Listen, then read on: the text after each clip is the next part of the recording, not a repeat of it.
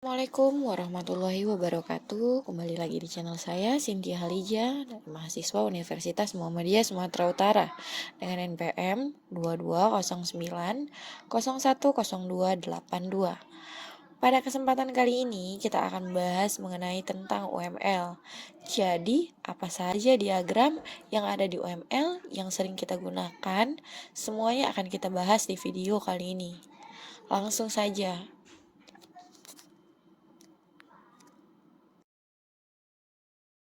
Langsung saja kita akan bahas tentang UML. Jadi, apa itu sebenarnya UML? UML atau Unified Modeling Language adalah suatu metode dalam pemodelan secara visual yang digunakan sebagai sarana perancangan sistem berorientasi objek. Awal mulanya, UML diciptakan oleh Object Management Group dengan versi awal 1.0 pada bulan Januari tahun 1997. UML juga dapat didefinisikan sebagai suatu bahasa standar visualisasi, perancangan, dan pendokumentasian sistem atau dikenal juga sebagai bahasa standar penulisan blueprint sebuah software. UML diharapkan mampu mempermudah pengembangan piranti lunak atau RPL serta memenuhi semua kebutuhan pengguna dengan efektif, lengkap, dan tepat. Hal itu termasuk faktor-faktor scalability, responsiveness, security, dan sebagainya. Manfaat UML.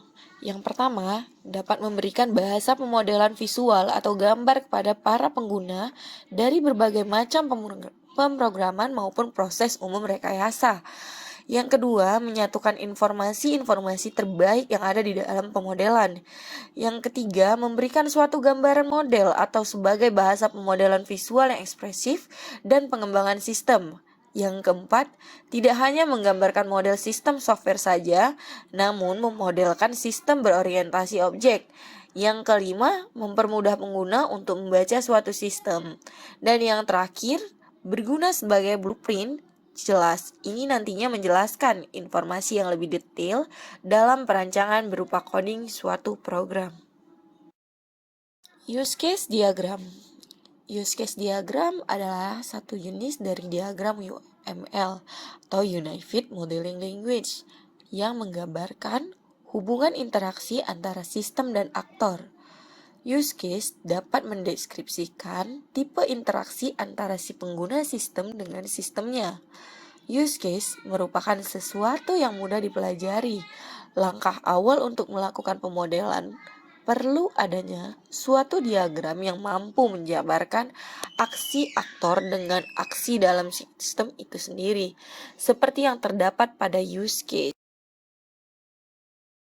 Kemudian dalam pembuatan use diagram kita juga akan mendapatkan beberapa gambaran seperti ini atau beberapa simbol. Yang pertama adalah simbol yang seperti manusia ini. Ini disebut dengan aktor, di mana aktor ini menspesifikasikan impunan peran yang pengguna mainkan ketika berinteraksi dengan use case. Jadi aktor ini adalah orang yang akan mengakses sistem. Nah, itu bisa kita kategorikan, bisa kelompok maupun individu. Kemudian ada include, di mana mau spesifikasikan bahwa use case tersebut merupakan sumber secara eksplisit. Nah, maksudnya itu gimana? Jadi, ketika input ini apabila kita memasukkan satu fitur, di dalamnya otomatis akan ada fitur lanjutan. Nah, itu bisa disebut sebagai include. Kemudian ada extend. Extend itu menspesifikasikan bahwa use case target memperluas perilaku dari use case dan sumber pada suatu titik yang diberikan. Nah, beda dengan include. Kalau include, ketika kita membuka suatu fitur, sistem di dalamnya otomatis akan muncul fitur tersebut. Nah, apabila extend terdapat pilihan apakah ingin mengunjungi fitur selanjutnya atau tidak. Jadi perbedaan include dan Excel adalah seperti itu. Kalau misalnya include, dia langsung akan menampilkan fiturnya. Kalau extend, dia ada pilihan apakah ditampilkan atau tidak untuk fitur selanjutnya. Kemudian ada asosiasi atau garis. Nah, ini sebagai garis penghubung. Jadi garis ini digunakan untuk menghubungkan antara satu objek dengan objek lain. Di mana garis ini biasanya satu user atau aktor bisa memiliki lebih dari satu, sesuai dengan jumlah dari use case yang ada. Kemudian ada sistem yang berbentuk persegi atau persegi panjang ya. Yang penting bentuk rusak itu adalah sistem atau beneris yang mendespesifikasikan paket yang menampilkan sistem secara terbatas. Jadi nanti use case kita akan ada di dalam kotak-kotak tersebut atau dalam kotak-kotak sistem ini. Di sini artinya adalah use ini ada dalam sistem ini. Lalu ada use case sendiri. Bentuknya bisa bulat, bisa lonjong. Tergantung dari bentuk yang ingin kita masukkan. Tapi biasanya bentuknya agak oval sedikit. Kemudian fungsi dari user adalah mendeskripsikan urutan aksi-aksi yang dapat ditampilkan. Sistem untuk menghasilkan suatu hasil yang terstruktur bagi suatu aktor. Jadi nanti fitur atau apa yang bisa dilakukan oleh aktor itu akan dimasukkan ke dalam new case. Contoh use case diagram. Contoh dari use case diagram di mana pada use diagram ini adalah sistemnya namanya bank ATM. Nah, ini yang kotak ini namanya sistem atau bundarannya. Kemudian garis ini asosiasinya, lalu itu gambar manusia itu adalah aktornya. Jadi di sini ada 3 aktor, di mana aktor pertama adalah bank, yang kedua adalah customer, dan yang ketiga adalah teknisi. Kemudian untuk use-nya adalah yang bentuk oval. Ini seperti check balance, kemudian deposit, punch, withdraw, cash, transfer funds, kemudian maintenance dan repair. Nah, jadi apabila user atau aktor bisa mengakses dari use case-nya, maka langsung saja kita berikan arah garis ke use case tersebut dan pastikan news berada di dalam kotak boundaries atau kotak sistem ini. Biasanya untuk nama sistem berada di atas. Seperti contoh di sini sistemnya adalah bank ATM. Jadi customer ini diarahkan bisa melakukan check balance, kemudian deposit funds, kemudian withdraw cash, dan bisa melakukan transfer. Lalu, bank bisa melakukan check balance, deposit funds, withdraw, cash transfer funds, maintenance, dan repair. Sedangkan teknisi hanya bisa lakukan maintenance dan melakukan repair. Jadi teknisi tidak bisa melakukan check balance ya. Apabila dia ingin melakukan check balance, dia harus memasukkan customer. Jadi bukan sebagai teknisi kira-kira. Seperti itulah untuk gambaran contoh pembuatan use case. Activity diagram. Activity diagram atau dalam bahasa Indonesia berarti diagram aktivitas. Merupakan sebuah diagram yang dapat memodelkan berbagai proses yang terjadi pada sistem, seperti layaknya runtutan proses perjalanannya suatu sistem dan digambarkan secara vertikal. Activity diagram adalah salah satu contoh diagram dari UML dalam pengembangan dari use case. Selanjutnya untuk simbol dari activity diagram adalah seperti ini. Contoh yang pertama adalah lingkaran. Biasanya dia bentuk lingkaran bulat atau full seperti ini. Ini namanya status awal atau startnya atau mulainya lah, dimana satu awal ini merupakan status awal aktivitas sistem sebuah diagram. Aktivitas yang memiliki sebuah status awal intinya. Pokoknya di status awal ini awalnya ketika buat aktivitas, kemudian ada aktivitas bentuknya seperti ini. Persegi Tapi di ujungnya itu agak lonjong, jadi round. Dia tidak persegi panjang, tapi dia round ujungnya.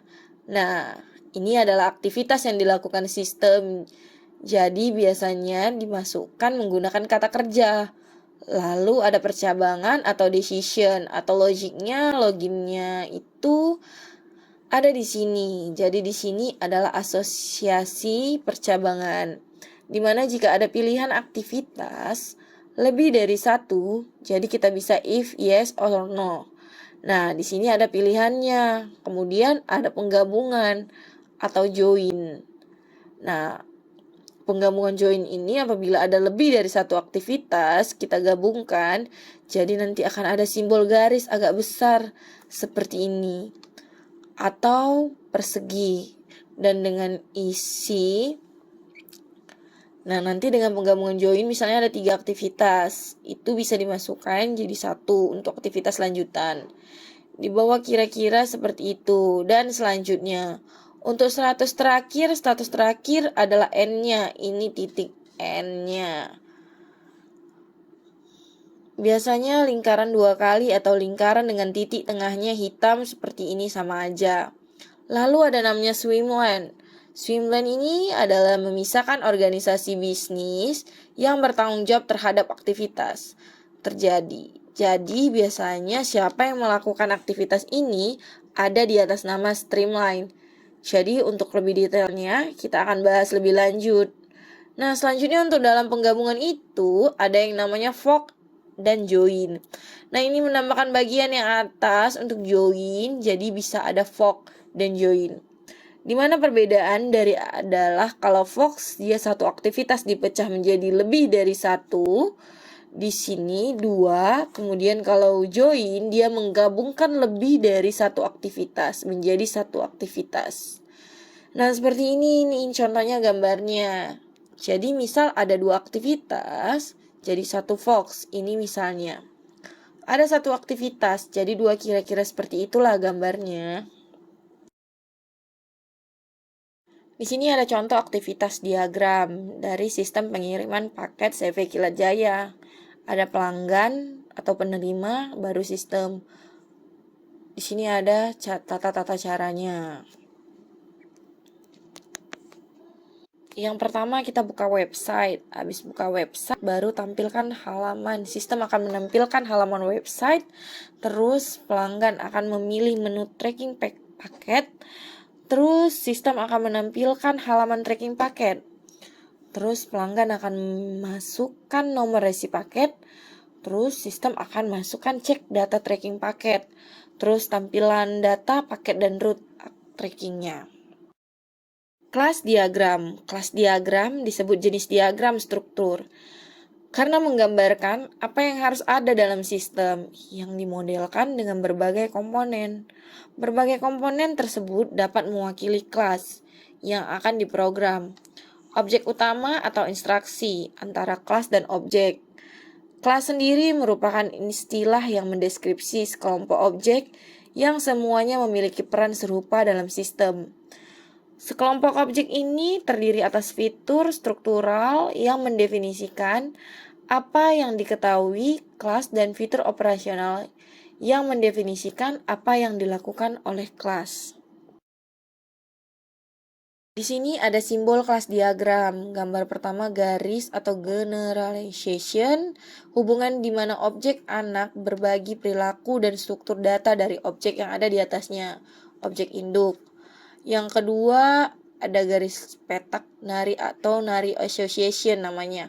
Upaya untuk menghindari asosiasi dengan lebih dari 2 objek. Yang ketiga dengan gambar petak gini namanya class. Himpunan dari objek-objek yang berbagi atribut serta operasi yang sama.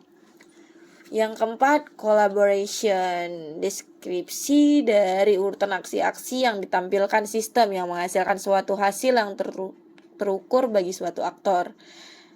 Yang kelima, realization, operasi yang benar-benar dilakukan oleh suatu objek. Yang keenam, dependensi, hubungan di mana perubahan yang terjadi pada suatu elemen mandiri atau independen akan mempengaruhi elemen yang bergantung padanya. Elemen yang tidak mandiri. Yang terakhir ada association. Apa yang menghubungkan antara objek atau satu objek yang lainnya? Contoh kelas diagram, kita bisa gunakan di sini, ada di sini contoh kelas anggota, di dalamnya ada properti. Nah, properti yang atas biasanya properti atau atribut. Kemudian yang di bawah kotak di bawah ini namanya function atau method. Jadi contoh di sini, anggota memiliki atribut atau apa yang ada di dalam anggota tersebut. Contohnya, misalnya ID dan nama anggota memiliki ID. Dan nama kemudian akses yang dilakukan. Apa aksinya? Bisa melakukan insert data dan update data. Kemudian bisa aja ada kelas namanya pinjam buku. Nah, dalam kelas pinjam buku atributnya adalah ID, tanggal pinjam ID. Buku tanggal kembali adalah ada petugas, dan untuk fungsinya bisa insert data update. Data kemudian bisa pilih buku, kemudian ada kelas dengan nama petugas. Jadi intinya nama kelas yang paling atas. Lalu ada atributnya, yang pertama ada ID petugas, yang kedua adalah nama petugas. Nah, ini tipe nih, ini sebenarnya petugas, nama petugas. Lalu ada fungsinya, insert data dan update data. Lalu ada buku. Nah, di sini ada ID buku, judul buku, dan pengarang. Dan untuk fungsinya ada insert data dan update data. Lalu untuk buku asing ini merupakan turunan dari buku, dan buku lokal juga merupakan turunan dari buku. Nah, jadi untuk memberikan tanda kalau dia turunan adalah dalam garis asosiasi ini. Nah, ini ada arah panahnya. Kalau ada arah panahnya menuju ke atas, berarti ini merupakan anak dari elemen yang dituju. Jadi contoh di sini bukan buku lokal, merupakan anak dari buku, dan buku asing merupakan anak dari buku juga. Nah, kemudian ada apa ini? Ada satu titik bintang. Ada satu titik, satu ini maksudnya adalah relasi hubungannya atau nilai dari data dengan data yang lain, atau antara hubungan tiap kelasnya. Contoh deh biar lebih jelas, misalnya gini, 1 di titik bintang maksudnya one to many atau satu untuk banyak, di mana dalam satu anggota dia bisa meminjam lebih dari satu buku, logikanya seperti itu. Kemudian 1:1, ini maksudnya jadi dalam satu pinjaman buku hanya bisa dipinjam oleh satu anggota.